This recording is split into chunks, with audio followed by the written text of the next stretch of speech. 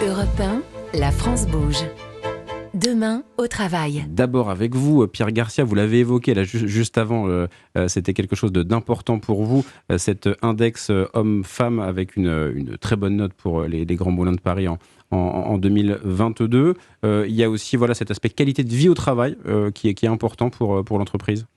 Oui, la France adore les sigles, donc on parle de QVT. C'est ça, QVT, qualité de vie au travail. La qualité de vie au travail, évidemment, l'égalité homme-femme, qui j'espère ne sera plus un sujet assez rapidement, puisqu'on n'aura plus à en parler, puisqu'on aura réglé cette problématique.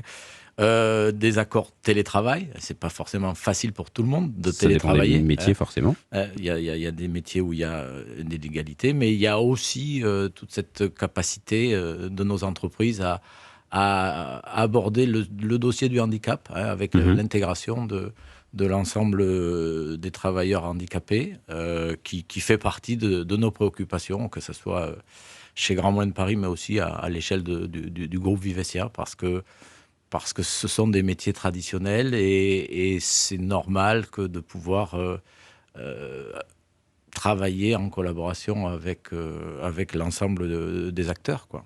Félix Bonduel, chez Javelot, pour trouver les bons profils, pour attirer, comment ça se passe? Vous sentez qu'il se passe quelque chose justement sur ce type de logique, d'être un petit peu éco-responsable, d'avoir un impact sur l'environnement? Là, ça fait partie des choses que vous retrouvez? C'est certain. Je pense que les gens qui viennent chez Javelot aujourd'hui recherchent un métier qui a du sens. Alors, ça veut tout dire et rien dire, mais clairement, d'avoir un impact...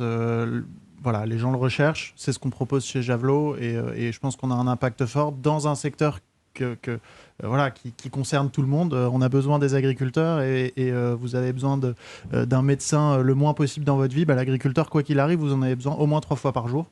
Donc ça concerne tout le monde et je pense que c'est ce que recherchent toutes les personnes qui viennent chez Javelot, et je les appelle parce qu'on recrute beaucoup et on a besoin d'avoir des talents. C'est clairement l'occasion de faire passer le message. Toutes les infos sur europe1.fr si nécessaire, avec plaisir. Pour vous aussi, Gabriel Hugon, vous le ressentez, cette logique, c'est pas juste parce qu'on aime la bière qu'on vient travailler chez Maltifort, il y a cette logique d'anti-gaspi, de faire passer ce type de message-là, forcément. Oui, complètement.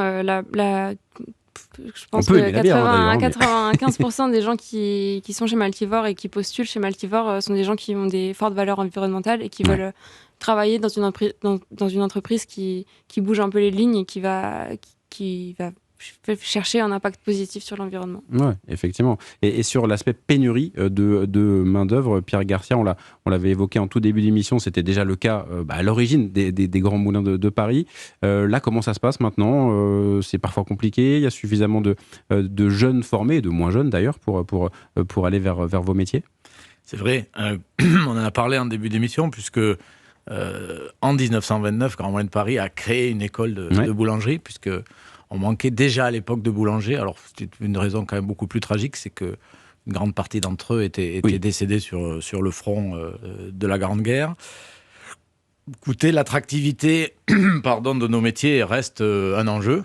C'est aussi à nous de nous relever les manches, de former les gens, de leur proposer des parcours très attractifs. On peut faire carrière dans des métiers comme les nôtres, qui peuvent paraître traditionnels. Une entreprise comme Grand Moulins de Paris, c'est 200 métiers différents. Ouais.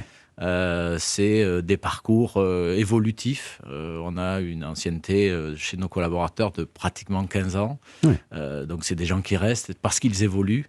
On a remis cette année 3 médailles de 40 ans d'ancienneté à des gens qui veulent surtout pas partir, et on veut surtout pas qu'ils partent, parce qu'il faut conserver aussi les savoir-faire. Donc je crois que c'est de notre responsabilité que d'attirer les talents dans un monde de plein emploi. C'est peut-être la seule bonne nouvelle en ce moment.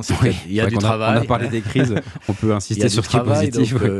Donc oui, venez rejoindre, c'est un appel qu'on peut lancer, venez rejoindre des métiers comme les nôtres qui participent quotidiennement à nourrir nos concitoyens, et c'est des métiers qui sont forts, parce que c'est des métiers de partage et de convivialité, quoi. Et très concret, on l'a vu avec vous trois, évidemment. Voilà. Plein d'innovations. Allez, on arrive déjà bientôt à la fin de notre émission, l'heure de notre rendez-vous. Que sont-ils devenus? Eh bien, je vais poser la question à Sabine Andria, fondatrice de Green Dose.